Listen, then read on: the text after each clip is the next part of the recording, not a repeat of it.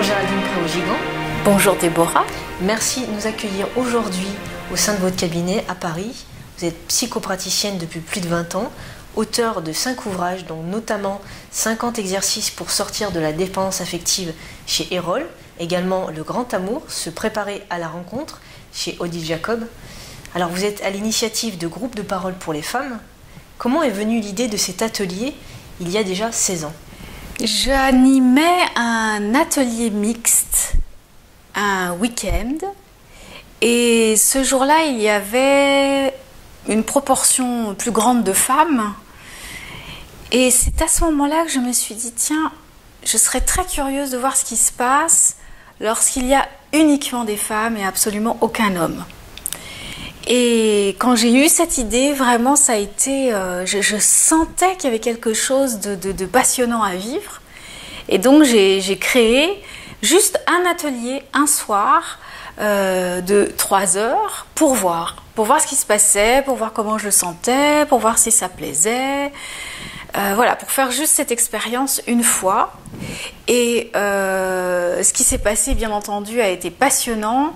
Les femmes ont beaucoup plus parlé que lorsqu'il y avait des hommes, de sujets typiquement féminins, de peur, de blessures, d'histoires personnelles. Elles sont allées beaucoup plus loin. Et ces 3 heures avaient été tellement riches et passionnantes que j'ai proposé à ces femmes de venir régulièrement. Et donc, j'ai déjà proposé à ce moment-là un groupe continu. Et puis, après quelques ateliers, je me suis dit, bon, j'ai envie de donner un nom à ce groupe. Donc, j'ai fait simple, groupe de parole pour les femmes. Et voilà. Et depuis, ce groupe existe. Donc, les personnes sont différentes. Mais le concept, c'est peaufiné, c'est étoffé. Enfin, voilà, j'ai développé de plus en plus ma manière de travailler, mon approche, et j'ai créé donc tout un processus d'accompagnement pour les femmes dans un atelier de 3 heures, régulier, 1 à 2 fois par mois, sur une année scolaire, voilà. Avant de parler de l'accompagnement des personnes, je voudrais qu'on parle de vos différents ouvrages. J'en ai cité 2. Est-ce que vous pouvez nous parler des autres? Alors le premier était 50 exercices pour développer son charisme. Ensuite, il y a eu 50 exercices pour apprendre à méditer, 50 exercices pour sortir du célibat et 50 exercices, vous l'avez cité, pour sortir de la dépendance affective. Et le dernier, Le Grand Amour, se préparer à la rencontre, qui a un grand succès. Il a été en rupture de stock, réédité. Voilà, en plusieurs langues aussi? Alors, il est traduit en italien, absolument. Il est sorti en italien cette année, tout à fait. Et les autres sont aussi traduits en italien, espagnol et russe. Donc, ce sont des ouvrages qui sont plutôt de développement personnel, mais dedans, je soulève quand même des points, notamment pour sortir de la dépendance affective. Je soulève quand même des points importants. J'aide la personne à se poser des bonnes questions concernant ses relations, concernant la relation qu'elle peut avoir à elle-même, à la vie. Donc c'est... Peut-être que la personne est plus acteur? Oui, exactement, puisqu'il y a aussi des exercices qu'on doit mettre en pratique dans la vie de tous les jours. Et ce que les personnes me disent aussi, c'est qu'il y a des exercices sur lesquels elles butent, c'est-à-dire je ne sais pas quoi répondre. Et là, c'est intéressant. Quand on n'arrive pas à faire un exercice, c'est que justement, il vient nous chercher quelque part là où il y a vraiment des questions à se poser, là où il y a des blocages, là où ça demande à être travaillé, à être conscientisé. Vous accompagnez les personnes en individuel, de façon physique et aussi virtuelle par Internet, par Skype. Comment se déroulent vos séances? Alors j'ai mis au point au fur et à mesure des années ma méthode sans vraiment m'en rendre compte, c'est-à-dire que ça a été le résultat de toutes les formations que j'ai suivies et aussi le résultat de toutes ces années où j'ai accompagné toutes ces personnes. Une réponse à un besoin aussi actuel. Et une réponse à un besoin actuel, tout à fait. Et en fait la personne arrive avec ce qu'elle est, sa personnalité, ce dont elle a besoin, sa situation. Et j'écoute déjà tout ça. C'est-à-dire, je recueille les informations, j'écoute la situation, comment la personne s'exprime, ce qu'elle dit pas, avec émotion, sans émotion, les questions qu'elle se pose. Donc, toutes ces informations, je les absorbe et ensuite je vais l'accompagner sur le chemin qu'elle souhaite.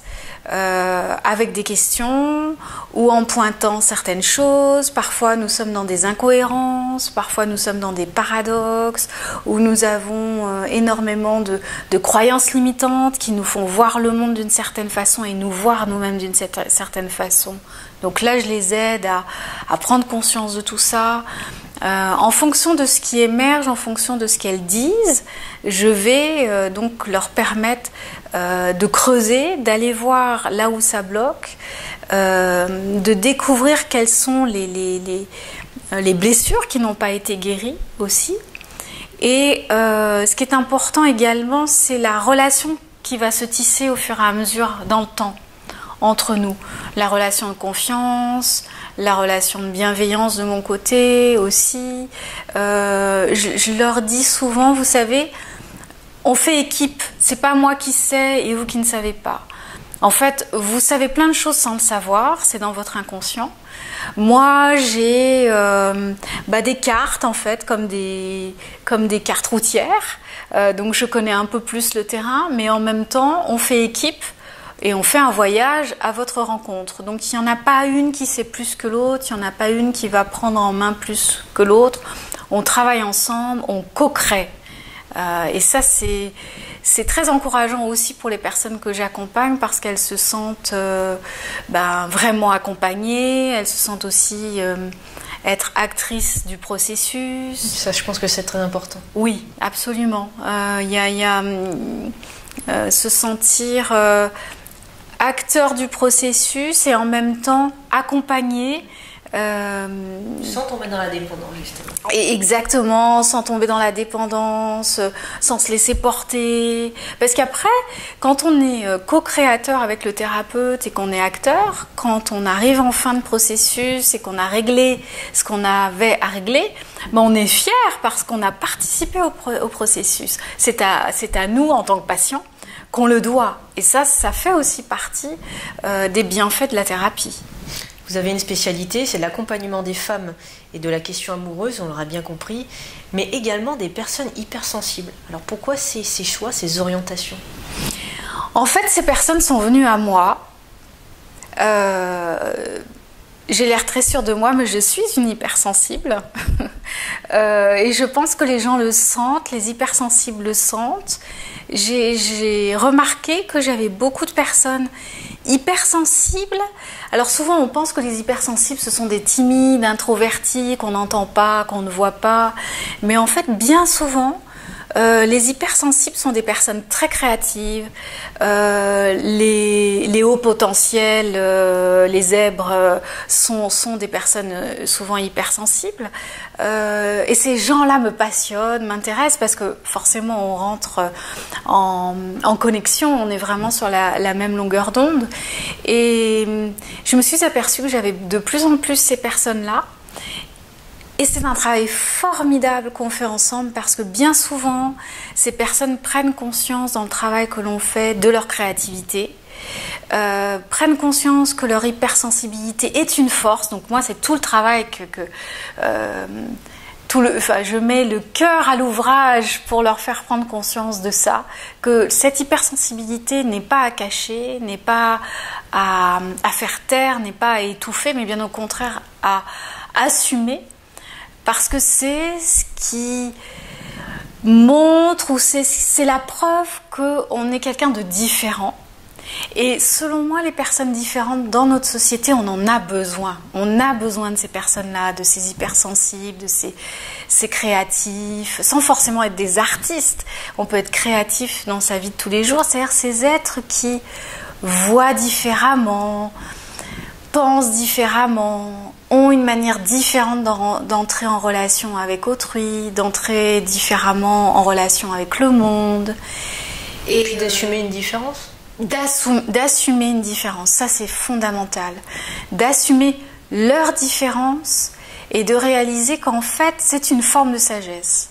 Ça, c'est vraiment quelque chose qui me tient à cœur et qui m'enthousiasme. Enfin, je reçois beaucoup en accompagnant ces personnes-là.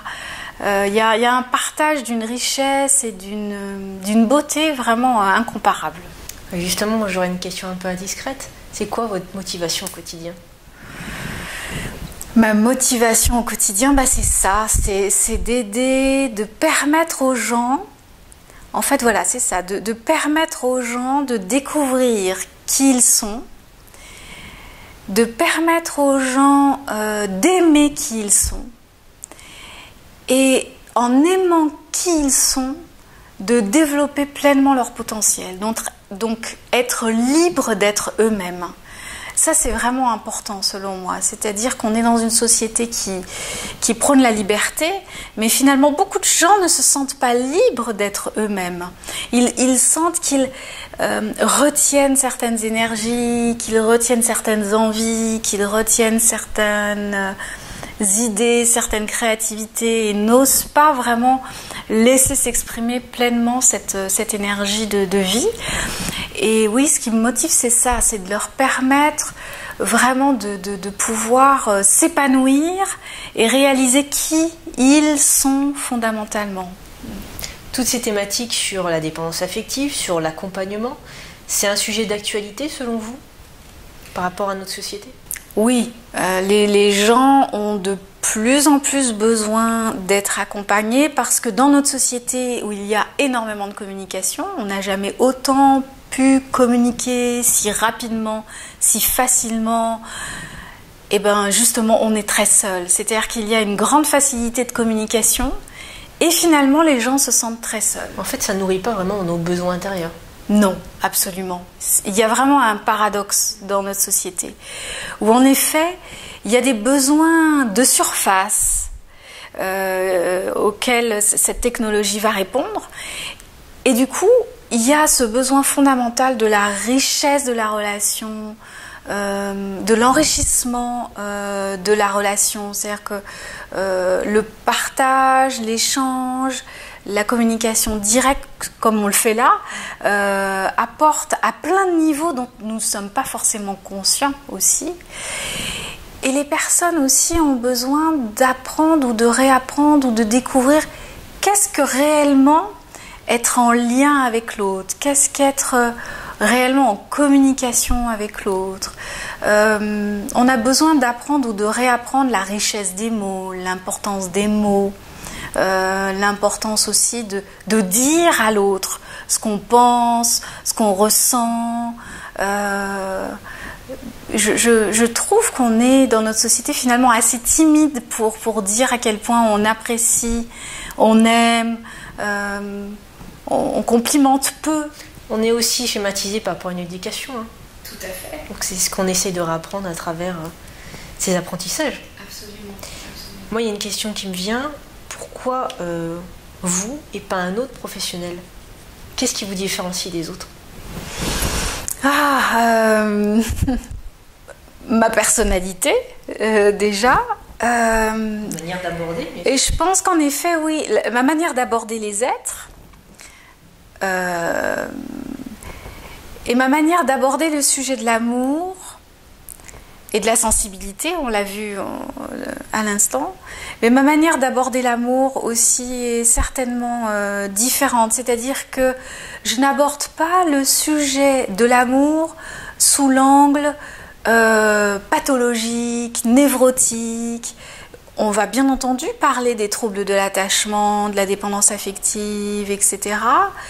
Mais j'aborde l'amour sous l'angle du romantisme, c'est-à-dire que le romantisme a sa place. Ça n'est pas forcément une pathologie. La passion a sa place, tout dépend laquelle. Il y a les passions qui détruisent et il y a les passions qui construisent, il y a les passions qui portent, il y a les passions qui galvanisent, il y a les passions qui nous nourrissent, qui révèlent le meilleur de nous-mêmes, par exemple, c'est un exemple. Donc j'aborde le sujet de l'amour sous des angles un petit peu différents, moins calibré, moins schématisé, moins cadré, psycho. Et je pense que c'est ce qu'aiment les gens. Les gens aiment ça. Les gens aiment qu'on puisse aborder le sujet de l'amour sous un angle différent. Ils sentent qu'ils peuvent aimer, que l'amour n'est pas pathologique à partir du moment où l'amour ne fait pas mal. Et en fait, c'est ça ce qu'on travaille ensemble avec les personnes que je reçois, que j'accompagne. Ces personnes-là arrivent avec des blessures liées à l'amour, qu'il y ait l'amour dans leur vie, que ce soit une période de célibat, peu importe la situation. Ces personnes souffrent d'aimer ou d'avoir perdu l'amour. Et le travail qu'on va faire ensemble, finalement, c'est de les accompagner vers un amour qui les épanouisse. Donner, recevoir, être heureux, être aux côtés de quelqu'un qui leur donne autant que ces personnes donnent. C'est vers cet amour-là que l'on va. Chère Adine, je vous remercie pour cet entretien. Merci.